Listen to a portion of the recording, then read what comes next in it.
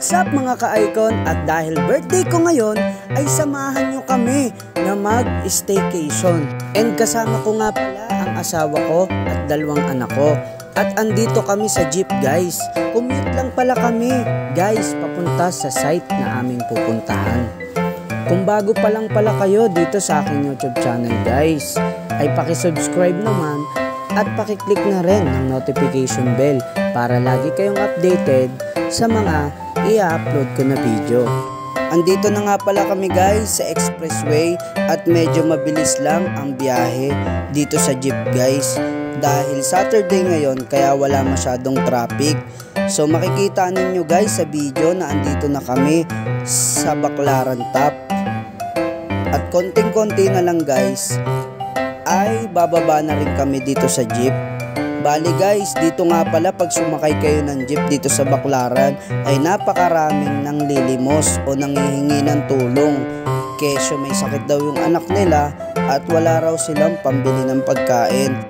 Kaya kapag lagi kayong nakasakay sa jeep guys, yung mga importanteng gamit ninyo guys, kagaya ng cellphone, wallet, ay pakisecure naman or pakilagay sa inyong bag at hawakan ninyong mabuti para iwas aberya na rin at iwas nakaw guys.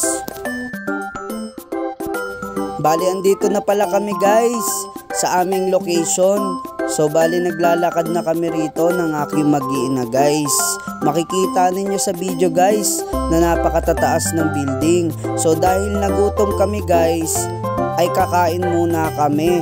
Dito lamang yan sa baba guys ng aming pag-i-staycationan. Meron nga pala silang tinda rito na masasarap na pagkain. Kagaya ng sotanghon, meron din sila rito takoyaki, meron din silang sisig at lechon belly guys. So dahil gutom na nga kami guys, ito pala yung in-order namin. Ang masarap na takoyaki. May rice din kami guys, meron din kaming sisig guys, at meron kaming lechon belly, meron din kaming pansit na sotanghon, at may masarap kaming sausawan para sa aming lechon belly guys. Ayan guys, kain tayo guys. At andito na nga kami guys, dito lang yan sa ground floor, dito sa Shore Residences Tower 2 guys. So makikita ninyo guys sa sobrang ganda rito guys, sa lobby guys. Sobrang bango at sobrang lamig dito guys. So guys, kapag pala nag-book kayo dito guys, kung gusto nyo mag-staycation together with your family, mas maganda na meron kayong kakilala na may-ari ng unit para hindi na rin kayo mahirapan guys.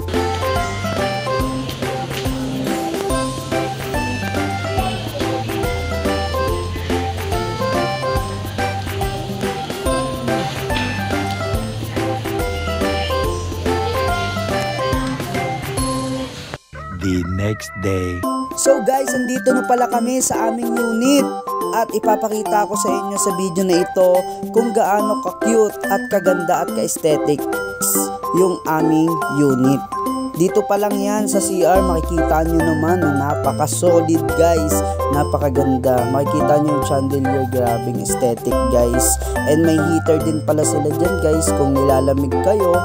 So pwede kayong gumamit ng heater dyan para maglabas siya ng mainit na tubig. At makikita ninyo dyan yung balcony, napakaganda guys. Yan yung sala guys, ang ganda-ganda niyan guys. And naka wifi na rin sila guys. At sobrang lamig ng aircon guys kasi naka-split type sila dyan. Meron pala sila dyang oven. Ayan, may initan ng pagkain. And ito yung kwarto. And may cabinet din sila guys. Ayan, kapag gusto nyong i-hanger yung inyong mga gamit or ilagay, pwede nyo ilagay sa cabinet. And ito po yung makikita ninyo pag open ninyo ng door. Makikita ninyo agad yung napakaganda na swimming pool guys.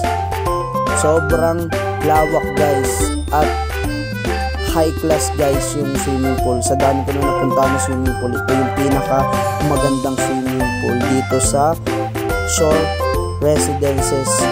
Dito lamang yan guys, malapit lang yan dito guys sa MOA. Ayan, ang ganda guys. Ayan, so bali may nagsiswimming na pala dyan guys. Ayan, So aside from that guys, bukod dun sa swimming pool, meron pa rin dito guys na swimming pool. So ang daming swimming pool dito guys, parang nasa 4 to 5 swimming pool siya. Meron din siyang mga pambata, meron siyang playground, lalo na kung may kasama kayong bata, ayan, pwede silang mag-play dyan guys. So yun guys, abang-abang lang guys. Pipili pala ako ng 5 viewers natin na mabibigyan natin ng 500 pesos mga ka-icon. Comment down below, kayo dyan, mag-ibang kayo ng contact number and kung saan nyo gagamitin yung 500 pesos. So yun lang mga ka-icon.